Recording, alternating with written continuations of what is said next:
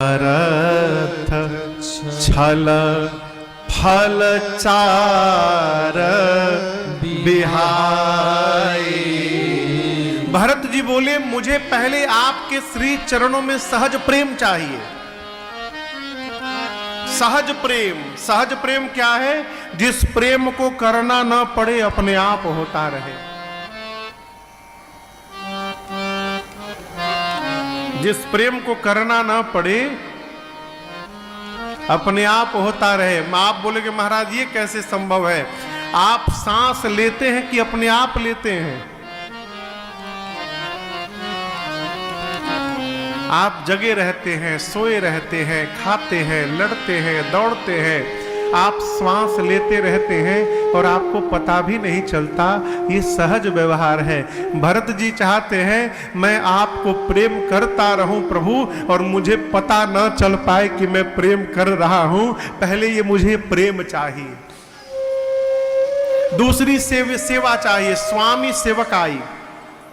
सेवा कैसे चाहिए? स्वार्थ, छल और चार फल छोड़ के चाहिए।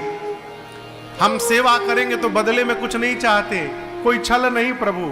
और न धर्म चाहिए, न अर्थ चाहिए, न काम चाहिए, न मोक्ष चाहिए। कुछ चाहने के लिए सेवा नहीं चाहिए, बस सेवा चाहिए, कुछ नहीं चाहिए बदले में। राम जी बोले कौन सी सेवा चाहते हो? समाज में वस्तुतः हम और आप पांव दबाने को सेवा मानते हैं, लेकिन ये सेवा नहीं है भाई बाप, ये आपका कर्तव्य है। कई लोग पांव तो दबाते हैं लेकिन बात एक भी नहीं मानते हैं। हाँ, तो इस पांव दबाने का कोई मतलब नहीं है। सेवा क्या है? श्रेष्ठ की आज्ञा का अक्षरशः पालन करना, यह श्रेष्ठ के प्रति सबसे बड़ी सेवा है। आज्ञा पालन ये सेवा है। भरत जी बोले हम सेवा चाहते हैं। राम जी बोले कौन सी सेवा? भरत जी बोले आज्ञा सम न सुसाहिब सेवा। स्वामी की आज्ञा का पालन करना इससे बड़ी सेवा नहीं है। सो प्रसाद जन पावे देवा। मुझे वही प्रसाद चाहिए, आप जो कह दे प्रभु। प्रभु ने, राम जी ने भरत जी को अपने पास में बिठाया, पास में कहा भरत आप मेरे धर्म को भी जानते हैं, आप अपना धर्म भी जानते हैं, और आप सूर्यवंश की रीति को भी जानते हैं। जानहु तात तरनी कुल रीति। तरनी का अर्थ होता है सूर्य, सूर्य कुल यानी रघुकुल। रघुकुल की रीति क्या है? रघुकुल रीति सदा चली आई, प्राण जाई बरो बचन न जाए, बचन न जाए। राम जी बोले भाई आप सूर्यवंश की रीति को जानते हैं, आप पिताश्री के सत्य को, उनकी कीर्ति को, उनके प्रेम को जानते हैं। एक बात कहें भरत जी, हम सूर्यास्त के समय से पहले ही यदि सूर्य अस्त हो जाए तो कहिए ना संसार में किसको कष्ट नहीं होगा। ठीक ऐसा ही उत्पात हमारे घर में विधाता ने किया। समय से पहले पूज्य पिताजी चले गए, लेकिन एक बात कहे भरत जी, पिताश्री के जाने के बाद भी अभी हम और आप अनाथ नहीं भय हैं। दर्शन करिए, पिता के रूप में साक्षात जनक जी महाराज बैठे हैं और भगवान के रूप में गुरुदेव भगवान बैठे हुए हैं। अभी हम अनाथ नहीं भय हैं।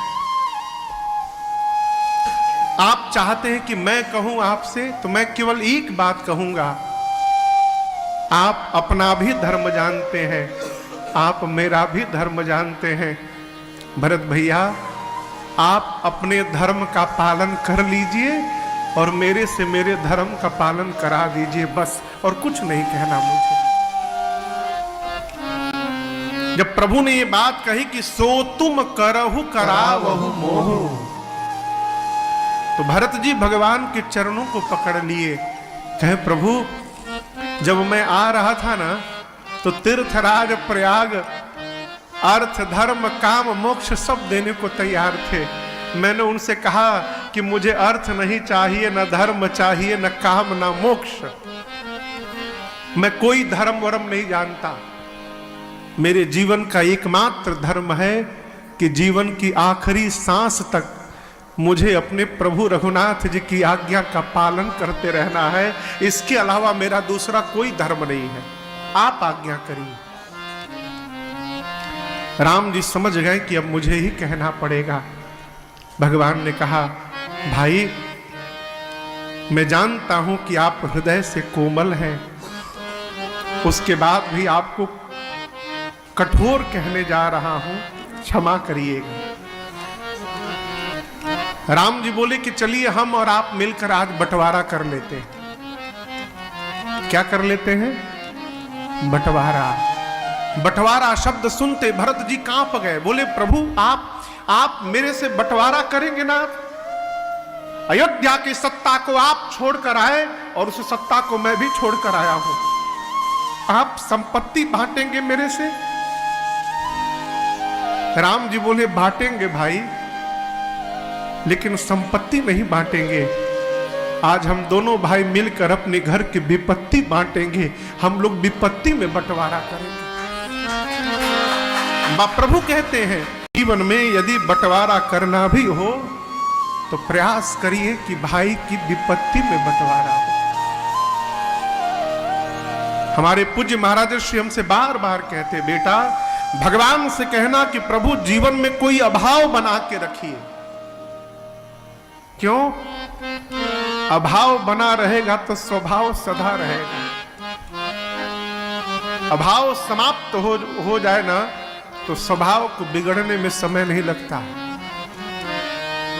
घर में उतनी ही संपत्ति हो कि जिसका बंटवारा ना करना पड़े, बांटना हो तो भाई की विपत्ति। आज विदा का दिन है, यहां दर्शन करिए, सारे लोग बैठे हैं, पूरा समाज, सारे लोग सिर नीचे करके बैठे हैं। राम जी भी सिर नीचे करके बैठे हैं। क्यों? कैसे भरत से कह दे कि आप चले जाइए। अब यहां एक सूत्र निवेदन करूं आपसे। हमारे श्रेष्ठ को हमसे कोई बात कहने में संकोच हो रही हो और हमें पता है कि वो क्या कहना चाहते हैं, तो उनके कहने की प्रतीक्षा न की जाए, उनके संकोच को समाप्त करिए और बिना कहे उस कार्य को पूर्ण कर दीजिए। ये धर्म कहता है। राम जी संकोच में हैं कि कैसे कह दूं भरत जी आप चले जाइए। राम जी बोल नहीं रहे हैं, तो यहां भरत जी स्वयं खड़े हो गए। खड़े होकर भगवान के चरणों में दंडवत करके हाथ जोड़कर भरत जी बोले, भैया अब गोसाई मोहि देहु रजाई, मैं सेवऊं अवध अवधि भरी जाए, अब यहां राघु भरत जी भाषा पर ध्यान दीजिए। भरत जी कहते हैं अब गोसाई मोहि देहु, क्या दीजिए? रजाई। रजाई यानी राज आज्ञा दीजिए। राज आज्ञा कौन देगा? जो राजा होगा वही राज आज्ञा देगा। भरत जी कहना चाहते हैं कि मैं भले अयोध्या जा रहा हूं लेकिन आप राजा हैं, इसलिए भाई बनकर कहिएगा तो हो सकता है प्रेम में न जाऊं, लेकिन राजा बनकर जब आप राज आज्ञा दे देंगे प्रभु तो मुझे जाना पड़ेगा। इसलिए भाई बनकर मत कहिए, राजा बनकर कहिए कि भरत तुम जाओ यहां से, मैं 14 वर्ष अयोध्या की सेवा करूंगा। राम जी ने भरत जी को हृदय से लगाया। और यहां भगवान ने बहुत शिक्षण दिया है। राम जी भरत जी से कहते हैं कि भाई अब आप मुखिया बन के जा रहे हैं,